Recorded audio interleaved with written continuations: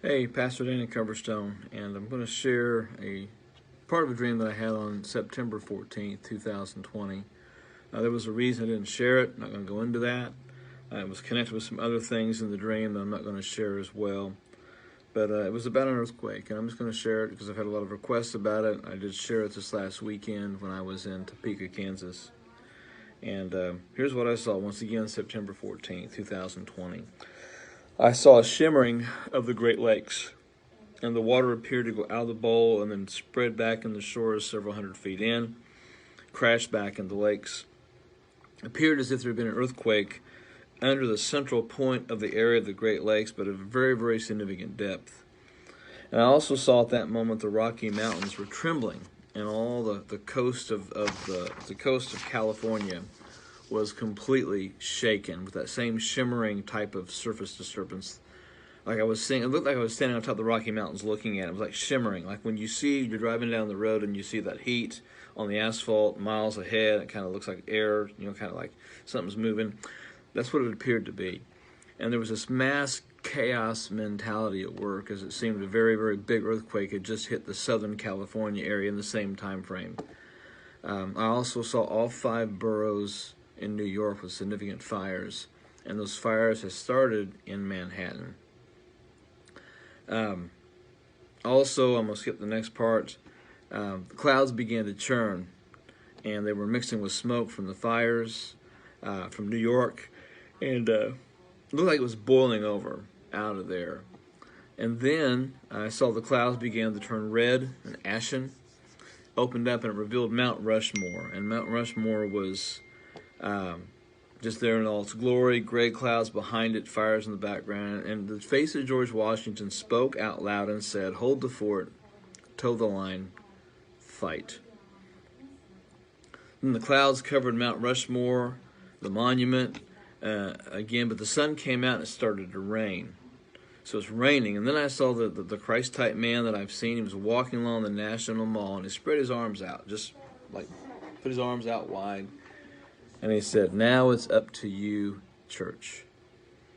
So once again, that was September 14th. And I had one last night, and I haven't even written it down yet. But I've been up since about 2:30 thinking about it, praying about it. I saw a bunch of people holding a wall, pushing against the wall. It's like they were supporting it. And behind that wall was a huge bunch of water. And I saw hundreds and hundreds of thousands of people just holding that wall, pushing it, holding the wall tight. And you could see the wall shifting and moving, and it would sometimes push people back, and they would re-brace themselves against the wall and hold it.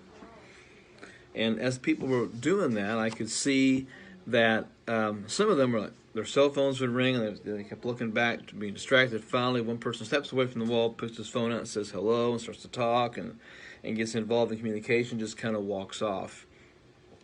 Other people were starting to say, hey, I've got something to do, I've got this and I've got that, and basically announcing where they were, what was going on, what was happening. And they had to go. And so little by little, people are walking away from that wall. And every time that someone walks away from the wall, there's a gap in the wall. And as it happens, the wall begins to spread, and the people have to re-brace themselves and push harder. So now you've got fewer people holding that wall. And remind me of the stories from Amsterdam and the dike in the wall and the little boy plugging the hole and holding the wall. That's what I was seeing. I think that the interpretation was very clear to me on that. It was simply this.